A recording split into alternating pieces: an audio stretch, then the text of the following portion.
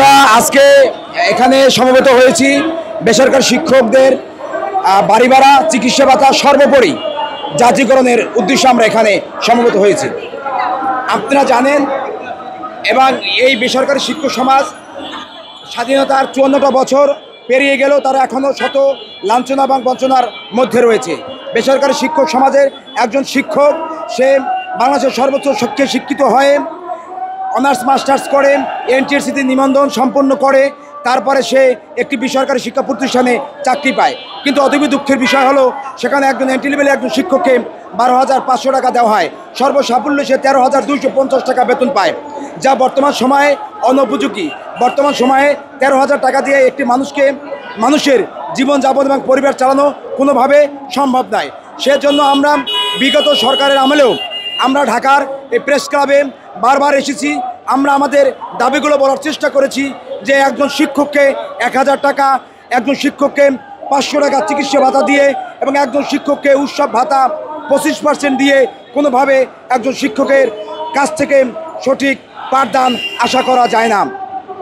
শিক্ষা যদি একটি দেশের, আমরা এখানে এসেছি এই যে হাজার হাজার শিক্ষক, আমাদের দাবি সরকারি নিয়মে বাড়ি ভাড়া, সরকারি নিয়মে উৎসব ভাতা এবং সরকারি নিয়মে শ্রান্তি বিনোদন ভাতা ইত্যাদি আছে। এই সমস্ত দাবি এবং সর্বশেষে এক দফা এক দাবি জাতীয়করণ। এই জাতীয়করণের মাধ্যমেই আমরা মনে করি যে আমাদের এই শিক্ষক সমাজের তথা ছাত্রছাত্রীদের এই জাতীয়করণের মাধ্যমে সমস্ত শিক্ষার যে সমস্যাগুলো আছে এই সমস্যাগুলো এবং বৈষম্যগুলো দূর হবে বলে আমরা মনে করি। ধন্যবাদ।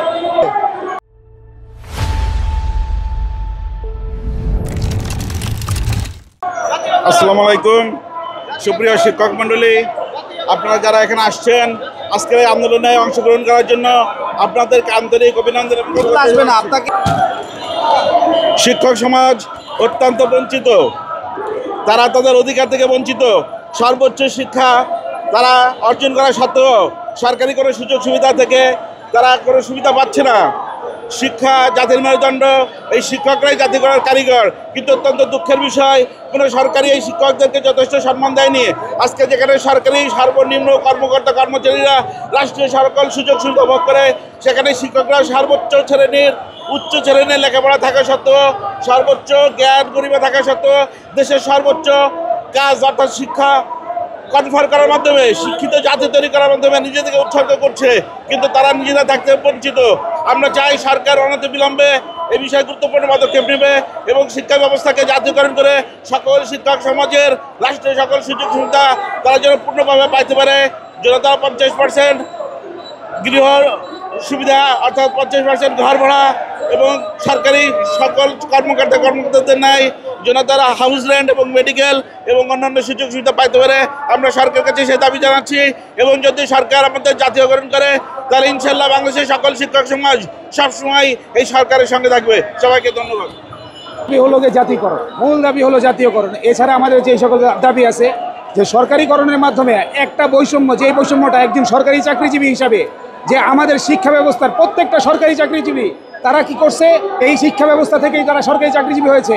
কিন্তু আমাদের যে দাবি, আমরা একজন শিক্ষক হিসাবে কোনো ধরনের দাবি পাচ্ছি না। আমাদের যে বৈষম্যগুলো তৈরি হয়েছে এগুলো আমরা চাচ্ছি যে এই বৈষম্য দূর করে আমাদেরকে জাতীয়করণ করা হোক। আর কোনো দাবি আমাদের মধ্যে নাই, আমরা একটাই দাবি করছি যে আমাদেরকে জাতীয়করণ করা হোক।